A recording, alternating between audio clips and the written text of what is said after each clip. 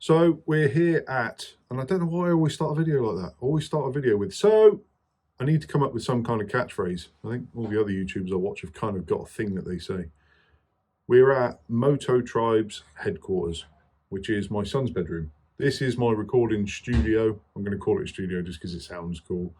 YouTubers have studios. Don't know if I'm a YouTuber yet.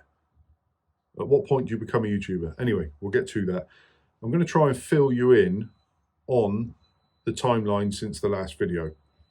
The last video that you saw was the 2021 KTM Super Adventure S 1290 on the day that I was swapping it for a 2023 KTM Super Adventure R, the off-road variant. I say off-road, I mean, obviously that video explains a little bit about that. Since then, there's been a bit of a thing, right? So with ADHD, I'm all over the place. I have these side quests and hustles and all these things going on. So I've ended up with this crazy arrangement of bikes since then. And I'm now back on a 1290 Super Adventure R, a 2024. But since then, I've had a couple of other bikes. So I decided to get rid of the 1290 Super Adventure R, actually to invest some money in my business. I wasn't really that phased by the bike. It wasn't something that excited me. So I went out and I bought a 2019 KTM 1290 Super Adventure R, which the pictures are there somewhere around here. And the bike was great. I did a fantastic trip on it. We went to Sweden, and the bike was fantastic until the way back when it started causing some problems. I think it was about 25,000 miles on that bike. I purchased that bike from Blade in Swindon for about £8,500, which was pretty good, I think, at the time, but it just had these little niggles, and I just got the feeling that this high mileage thing and everything else going on with it was going to be a problem. I returned it to the dealer a number of times, couldn't get them to fix it. They couldn't diagnose the fault. And what was happening was it had like a flat spot of power in the RPM. Between 5,000 and 8,000 RPM. Dealer said that they'd fixed it, got the bike back, sold it, found out later on that the new owner was experiencing the same problems. So turns out the dealer didn't fix it. In amongst all this time, I decided to jump back onto a brand new 1290 Super Adventure R, exactly the same one as in the last video. However, on the day it was meant to be delivered, it wasn't ready. So the guys at Blade in Swindon had agreed to let me borrow their demonstrator Africa Twin, the CRF 1100L, and I'll include some pictures of that and some thoughts on it. Actually, I did some content on it. I did 600 miles on the bike. Initially wasn't blown away by it, but after about 200 miles on the bike, I just felt like it was an incredible bike. Anyway, this starts this side quest thing going again, which is the problem I suffer with for most of my life, is that now all of a sudden I want an Africa Twin. Even though I'm already committed to the 1290, the deposit was paid, you know, everything was done. I was ready to pick that bike up when I got back on the Monday. The Africa Twin Adventure was a fantastic bike, and I still think about it constantly. But I did end up picking up the 1290. I did that because I had a lot of things from the previous bike that would transfer over, like parts and boxes and exhausts and things like that, and ended up with a brand new 1290 Super Adventure. I've had that bike about 4 months. I'll take you into the garage in a minute and show you it, actually.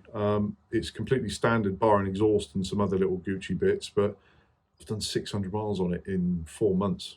Really haven't used it, really not felt the desire to go out on it. The 600 miles I did do, 500 of those were off-road. So, yeah, really not sure where I'm at with bikes at the moment. And I suppose my recent anxiety is with KTM's administration and worrying about what the brand will become and what happens to KTM after. Now, in amongst all this, I went on I was invited to, or came up with the idea of with friends, to go on a monkey bike adventure. And that's the Honda monkey bike. Now, slowly and quietly in the background, a bit of a love for Honda is growing. And this is probably sparked slightly by my Africa Twin experience, but a bit of love for Honda is growing. I then buy a monkey bike.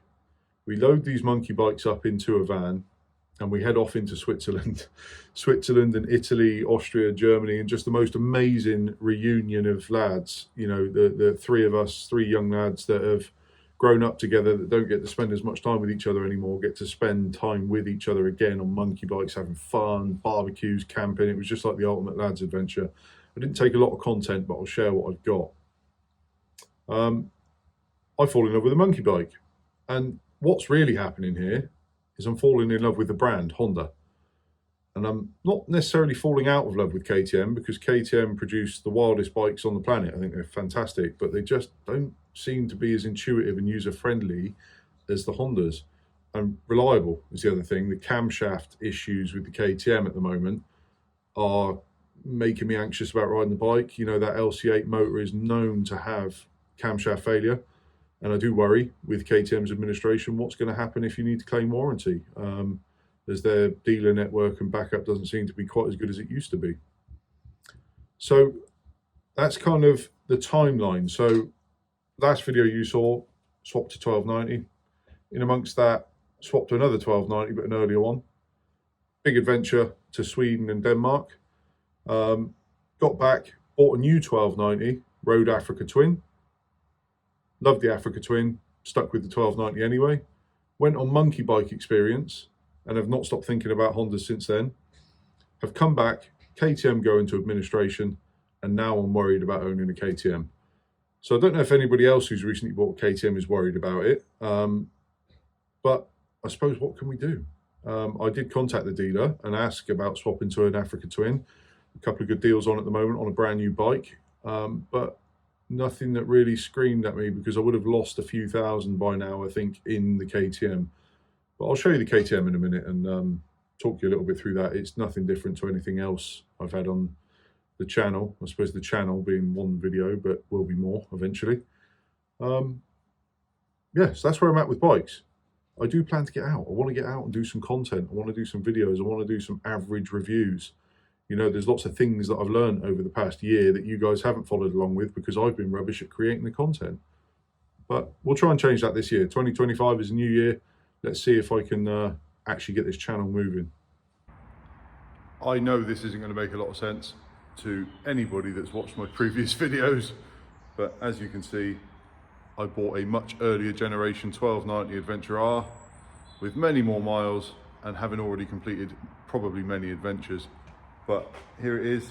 The rest of the video will explain a little bit of how I've done a full circle and gone back to the very first generation of 1290R that I ever bought. Well, it turns out the rest of the video didn't explain why I'd bought that bike, which is why I created the bit at the beginning. So there's this huge time hop backwards and forwards at the moment, in the best effort to try and explain why my mind works the way it does. But this is the bit of the video that just explains a little bit about why I have this old 1290, and we'll take off from where I stopped recording.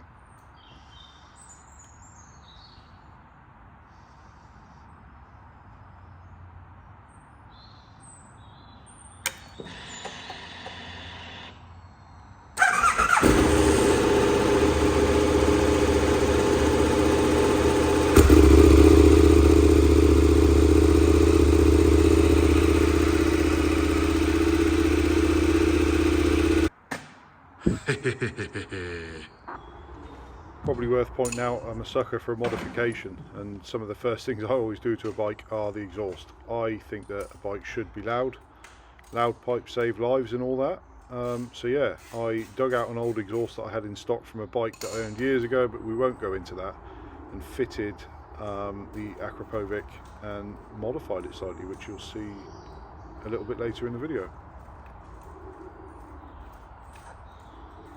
Probably something to point out at this point in the video is the differences between the earlier generation and new generation 1290s. I've had one of these before, actually, a 19 plate, and have to say that the geometry of the bike is slightly different because of the fuel tank being so much higher up the bike than the newer models with the saddle tanks. And I don't dislike this. I think it feels like the bike is narrower and a little more nimble, and that was quite substantially noticeable during the ownership and the off-roading experience. I did off-road this bike far more than I have done any previous 1290 I've owned. So at this point I'm just sort of sizing up the exhaust. I didn't have all the bracketry and fixings and everything for it, I just had the can. So I'm trying to work out how best to make this fit before I start tearing into it to remove the baffles, which have got an anti-tamper weld on the screws, and it's a bit more than just taking the baffles out on these Euro 5 bikes, I believe. Obviously at this point I'm struggling a little bit with the child-proof wrapping paper, but my superior intellect of brute force and ignorance will get that exhaust out of the wrap. Spoiler alert, I did actually end up getting it out of the wrap.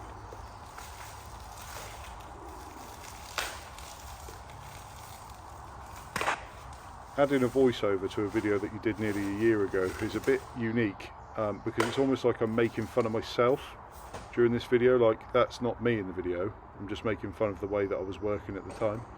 But we'll get back to it, we'll get this exhaust fitted.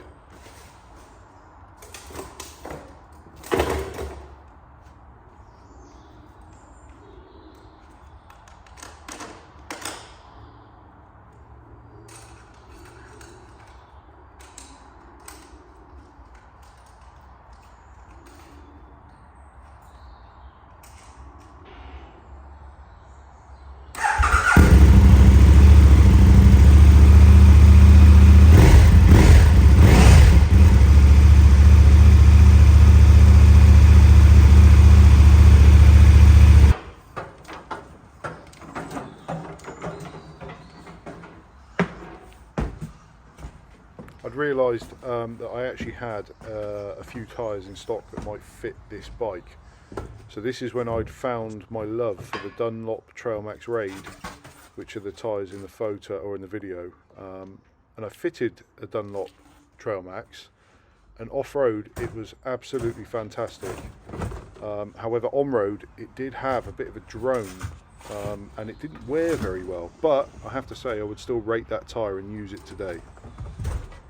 Of course, it wouldn't be fair to fit in a crappy bitch without the DB killers being removed. On my newer one, this was a much easier process. On this one, they were actually welded in. On the newer one, it had a 8mm M5 or M6 bolt that you just twist a little bit and it snapped the weld, but these were fully welded. So I've had to run a 10mm drill bit through the side there. I'm hoping that's not going to cause a massive drama. Or am I going to have to try and figure out some way of blocking that up? I'm not sure at the moment, but I'll figure that out. I'll put it back together and see what it looks like or sounds like. I can just see the holes, so I'm unsure whether or not to do anything about that, as I suspect it's only going to fill this end carbon cap up, but I don't know if it's going to get so hot that it damages it. I wouldn't have thought so, as the ends are going to get hot anyway, so I'd like to think it'll be okay. So we'll try it for a bit, we'll see if it damages it. If it does, then I'll have to fix it.